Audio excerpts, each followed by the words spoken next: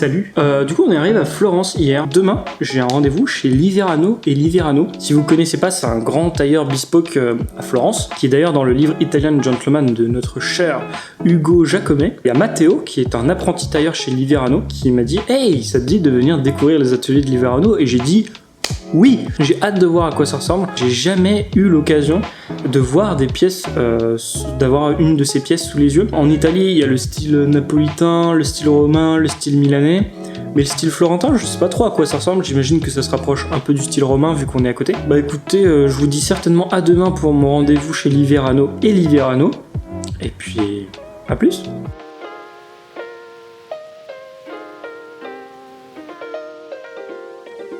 Ok, alors on est donc chez Liverano et Liverano. On a été invité par Matteo, un truc complètement improvisé hier.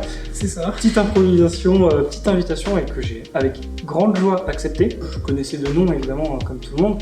J'en avais vu mais j'en avais jamais essayé. Matteo va nous faire découvrir un petit peu que ce que c'est le style florentin. Ok, alors là je porte une veste en prêt-à-porter de Liverano. Alors évidemment Liverano c'est un tailleur bespoke donc vous vous doutez bien qu'une veste ça ne sort pas comme ça. Donc là c'est du prêt-à-porter. Donc prêt-à-porter dit mesure de base. Moi avec mes grands bras de singe, les manches sont trop courtes, c'est normal, vous inquiétez pas, tout va bien se passer. Matteo va nous expliquer un petit peu qu'est-ce qui fait une veste Liverano, à commencer par ce revers qui est absolument magnifique. Tout à fait, alors au niveau du revers, on a un revers avec 3 boutons, mais un seul qu'on va boutonner en fin de compte, donc un seul en dessous, voilà, 2,5.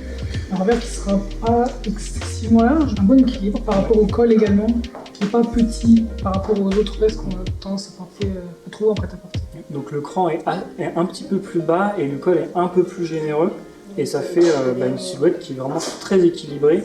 Donc on a un beau X en fait finalement entre le revers, le point de boutonnage et la veste. Là en fait généralement, là il y a une pince qui part de sous l'aisselle et qui arrive jusqu'au milieu de la poche. Alors que généralement les pinces dans ce genre là elles sont en plein milieu et là elle est beaucoup plus discrète et elle accentue vraiment beaucoup le cintrage tout simplement. Tout à fait, la veste a été coupée de manière à ce que avec la manche sur le côté on ne voit pas la découpe. Dès que quand vous allez porter la veste normalement, elle va être cachée. Elle va être cachée par le bras. Visuellement vous aurez un devant qui sera propre. Alors que normalement finalement la pince elle est devant, on la voit et voilà quoi. Enfin il y a l'épaule, donc l'épaule Rollino c'est bien ça, qui est structurée sur la tête d'épaule avec une cigarette mais qui est totalement souple sur l'épaule en réalité. Tout à fait, voilà, donc il n'y aura absolument aucun padding dans l'épaule, aucune épaulette ni rien, ce sera naturel. Si c'est dans la tête de manche, on aura une légère cigarette qui va donner la forme de cette manche qui va de l'avant finalement, mais juste dans la manche et pas dans l'épaule. Même les coutures d'épaule sont passées en arrière. Pourquoi elle ne se voit pas de devant? Pour qu'elle ne se voit pas de devant et également parce que l'arrière est légèrement plus grand, j'ai vu tout à l'heure, mais il y a 2 cm de plus d'embut sur l'arrière que sur l'avant. Okay. Ce qui fait qu'avec cette ligne d'épaule, ça va épouser parfaitement la rondeur de l'épaule. Comment tu résumerais le style de Liverano, le style florentin? Très épuré, très harmonieux, comme tu l'as dit, le X, et puis si tu la déboutonnes, ça fait quelque chose de très... Le cintrage est vraiment très Voilà, cintré, rond, avec un joli roulé. Le roulé est absolument magnifique. Épuré et harmonieux. Pour le confort que c'est, l'emmanchure qui est haute, la veste qui épouse vraiment bien les épaules et les pectoraux, c'est la veste en prêt-à-porter la plus confortable que j'ai jamais essayé et surtout l'allure est incroyable. Enfin, je sais pas ce que vous en pensez, je sais pas si ça se voit à l'écran, mais en tout cas, à porter, c'est un pur bonheur. Là, on est dans la salle avec plein de tissus où on peut choisir un peu son tissu à la coupe. Alors, quelles sont les différentes étapes de confection? Combien de temps ça prend en fonction des pièces, etc. Et puis dis-nous tout. Alors, en bespoke, tout est fait à la main, donc la grande majorité des opérations est quand même faite à la main. Quand je dis grande majorité, sur à peu près une veste, donc un travail qui va durer en général 60, 70 heures, 80 pour les plus difficiles, ça dépendra du tissu. On va passer 10 minutes à la machine. Ouais, voilà, 10 minutes à la machine pour 80 heures au total, c'est un sacré boulot. Voilà, c'est ça. Donc la première étape, c'est choisir son tissu. Ici chez Liverano, vous avez le choix avec plusieurs milliers de tissus. Il y en a de disponibles et vous choisissez celui qui vous plaît.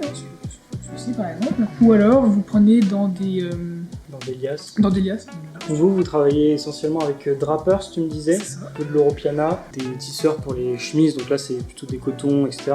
Et là, Carnet, Dormeuil. ouais, carnet, Dormeuil, C'est vrai qu'en général, c'est plutôt Drapers. beaucoup de Drapers. Et puis pas mal de tissus vintage, donc certaines Oui. maisons qui ont fermé depuis, qui ont été conservées quelques mètres par-ci par-là. Ouais, donc des archives, Voilà. ce genre de choses. Et alors, en ce qui concerne le choix du tissu, tu nous as expliqué que Monsieur Liverano, il était très strict. Voilà, donc il y a des tissus exclusivement de costumes, Ouais. des tissus exclusivement de vestes dépareillées, des tissus évidemment de manteaux, mais en général, voilà, vous avez un tissu de costume, il faut faire un costume, Ouais. vous pouvez pas faire une veste chez Liverano. Typiquement, taillas de tissu bleu, 4 saisons, très business, formel pour le costume. Tu feras pas de veste chez Liverano avec ça. Exception faite pour certaines flanelles où Oui. on peut faire un blazer. Mais en général, quand même, c'est... Voilà. Avant, vous allez chez Liverano, maintenant ça a un peu changé, mais vous allez chez Liverano, vous commenciez par un costume bleu ou gris. Voilà, donc on construit son vestiaire pièce par pièce avec la patte vraiment de Liverano. C'est ça. Chez Liverano, il y a des gammes en prêt-à-porter. Mhm. Évidemment, il y a le bespoke puisque c'est le cœur de métier. Tu nous disais à peu près 2300 € pour une veste en prêt-à-porter. Exactement. Donc quand même avec beaucoup d'étapes à la main. Énormément, honnêtement, il y a beaucoup d'étapes à la main. C'est vrai que par rapport à du bespoke, évidemment, c'est pas comparable, mais quand même, ce n'est pas sur du prêt-à-porter avec entre l'acheteur et le collé. C'est le patron qui va changer, c'est-à-dire que le bespoke, le patron est fait sur vous, il est fait à la main, vous avez plusieurs essayages. Prêt-à-porter, comme son nom l'indique, le patron est déjà fait, la pièce est déjà construite. Pour autant, la confection, elle, est quand même très soigneuse, pas au niveau d'un bespoke évidemment, mais c'est quand même une belle pièce. Donc on disait 2300 € pour la veste, c'est à peu près 3000 € pour les costumes en En prêt-à-porter, général, c'est ça? voilà, et à peu près 3500 € pour le manteau. Donc les manteaux c'est plus cher parce que ça prend beaucoup plus de temps. En tu disais. général, alors il y en a des un peu moins chers, ça dépend aussi ce que tu souhaites en termes Ouais. de tissu. En général, c'est équivalent de 2800 et 3500. En bespoke, par contre, évidemment, les prix, c'est pas du tout la même chose. Pour les costumes en bespoke et les vestes en bespoke, on se situe autour de combien? Alors pour une veste en bespoke, maintenant l'entrée de gamme, une veste classique, bleue par exemple, vous allez vous trouver à peu près aux alentours des 6000 €. Pour un costume, plutôt 7000 €.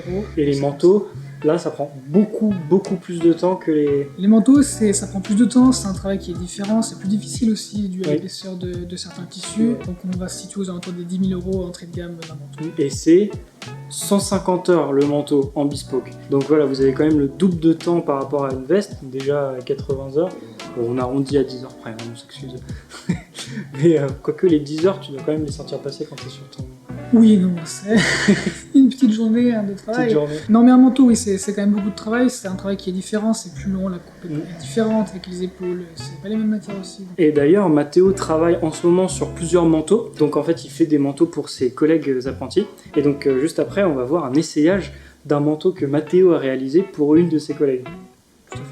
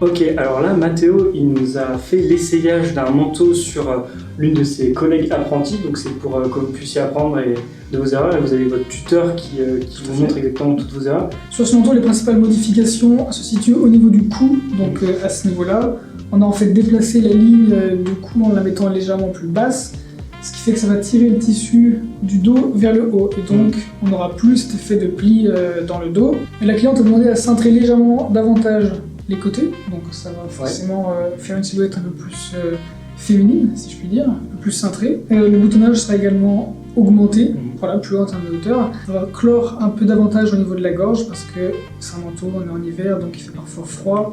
D'un point de vue esthétique aussi, je voulais pas trop toucher à ça, c'est ce que je disais à Vito notamment, parce que je trouve que plus les revers sont bas, plus ça élance la silhouette et les clientes sont assez petites.